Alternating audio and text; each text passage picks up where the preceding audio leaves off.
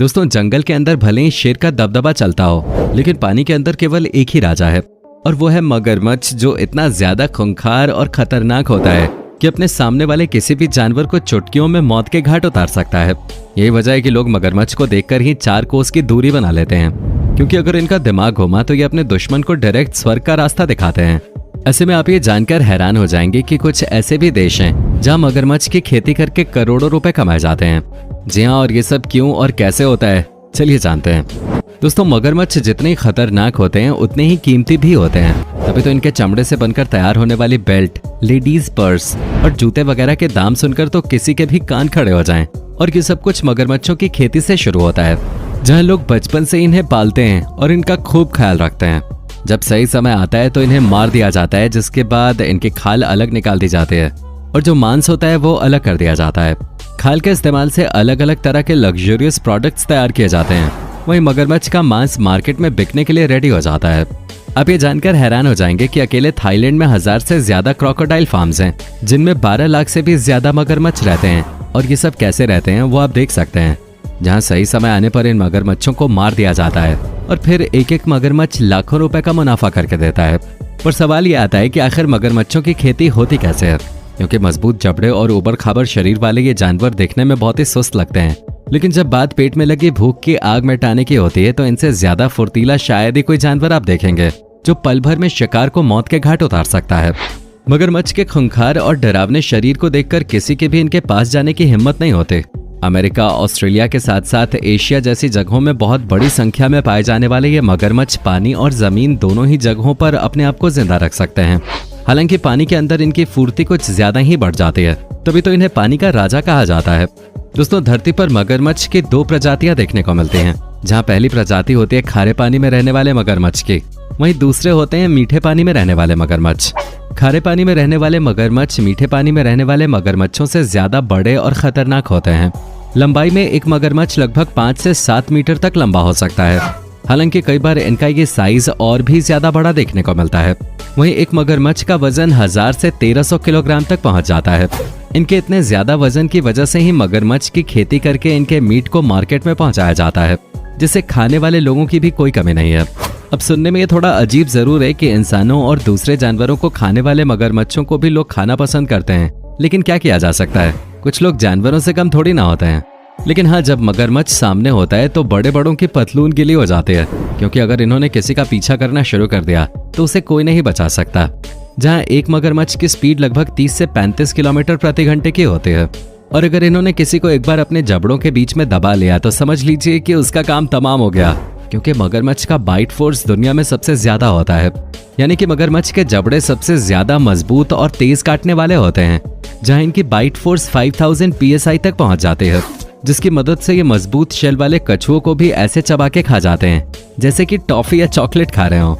आप ये अच्छे से जानते हैं कि हम इंसान ईंट पत्थर जैसी चीजों को पचा नहीं सकते, लेकिन आप ये जानकर हैरान हो जाएंगे कि मगरमच्छ अपने शिकार को खाते खाते ईंट पत्थर भी खा ले तो इनका पेट उसे भी आराम से हजम कर लेगा।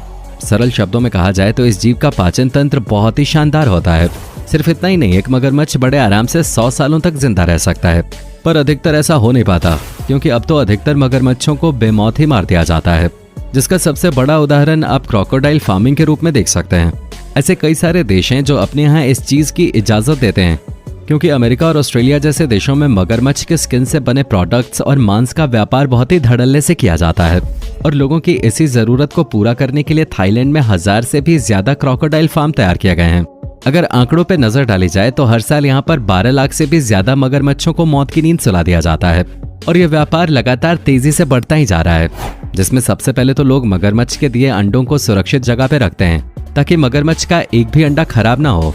एक बार में एक मादा क्रोकोडाइल 10 से 60 अंडे दे सकते हैं। अंडे देने के बाद उन्हें करीब 80 दिनों तक इंक्यूबेट किया जाता है। ये एक ऐसा प्रोसेस है जिसमें जानवरों के अंडों को जल्दी विकसित कर दिया जाता है, ताकि अंडे के अंदर मौजूद बच्चे अपने आप ही अंडे से बाहर निकल जाएं। जैसे ही मगरमच्छ के बच्चे अंडे से बाहर निकलते हैं, उन्हें पानी के अंदर डाल दिया जाता है, जहां इन तस्वीरों के जरिए आप इनकी तादाद देखकर समझ सकते हैं कि कितने बड़े लेवल पे इनकी खेती की जाती है।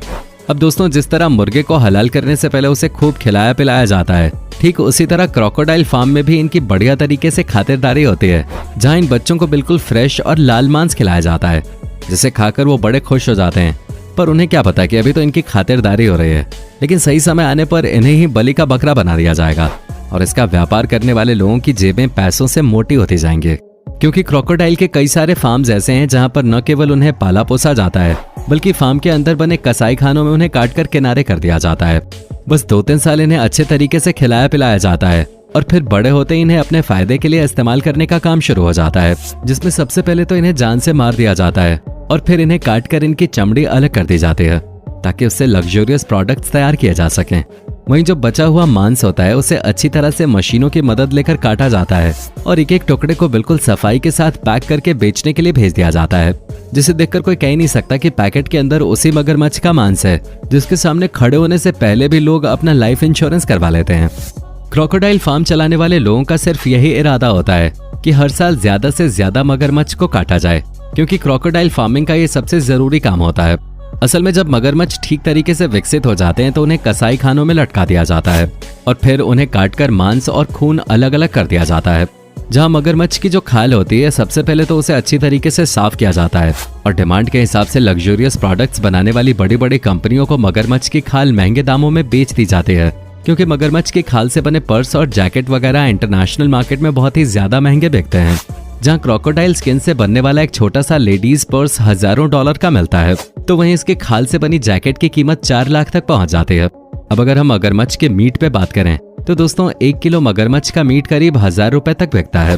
अब कई लोग सोच रहे होंगे कि जब नॉन वेजिटेरियन चीजों में इतने सारे विकल्प हैं तो लोग मगरमच्छ जैसे खतरनाक जानवर का मीट क्यों खाते हैं? तो भाई इसके पीछे का कारण सेहत है। जहाँ कहा जाता है कि मगरमच्छ के शरीर के कुछ हिस्से हम इंसानों के लिए बहुत ही ज्यादा पौष्टिक और लाभकारी होते हैं, जिसकी वजह से कई सारी बीमारियों से बचा जा सकता है। और यही कारण है कि मगरमच्छ के कुछ बॉडी पार्ट्स ऐसे हैं जिनसे दवाइयां भी तैयार की जाती हैं। और दोस्तों केवल मीट और खाली नहीं, बल्कि मगरमच्छ का जो खून होता है उसकी भी कुछ कम डिमांड नहीं है, जिसे हजारों रुपए प्रति लीटर की दर से बेचा जाता है। यानी कि मगरमच्छ की खेती करने का जो व्यापार है वो बहुत ही ज्यादा फायदेमंद है। लेकिन इस व्यापार का फायदा उठाने के लिए अच्छी खासी इन्वेस्टमेंट भी लगती है, क्योंकि 2 से 3 साल तक मगरमच्छों को इतनी बड़ी संख्या में पालना कोई बच्चों का खेल नहीं है। इन्हें हर वक्त कुछ न कुछ खाने के लिए चाहिए होता है और साथ ही एक बहुत बड़ी जगह भी चाहिए होती है ताकि सभी मगरमच्छ एक साथ आराम से रह सकें। और अगर आपके पास ये सारी चीजें हैं तब भी जब तक सरकार लाइसेंस नहीं देती तब तक आप मगरमच्छ की खेती शुरू नहीं कर सकते। परमिशन मिलने के बाद लगभग 3 सालों तक मगरमच्छों के ऊपर अच्छा खासा पैसा इन्वेस्ट किया जाता है और जब 3 साल पूरे हो जाते हैं और मगरमच्छ बड़े हो जाते हैं तो वसूली करने का टाइम आता है, जिसमें इनकी खाल से लेकर खून और मीट हर एक चीज का व्यापार होता है। तभी तो एक बार अगर ये धंधा जम गया तो पैसों की बरसात होना शुरू हो जाती है, क्योंकि केवल लोकल ही नहीं बल्कि इंटरनेशनल मार्केट में मगरमच्छ से बनी हर एक चीज की डिमांड बढ़ती जा रही है। अब क्या आप अपने शारीरिक फायदे के लिए मगरमच्छ जैसे जानवर को खा सकते हैं? अपना जवाब हमें कमेंट में बताना न भूलें। बाकी उम्मीद है वीडियो पसंद आई होगी। इसी तरह के वीडियोस को देखते रहने के लिए चैनल को सब्सक्राइब जरूर कर लें। धन्यवाद।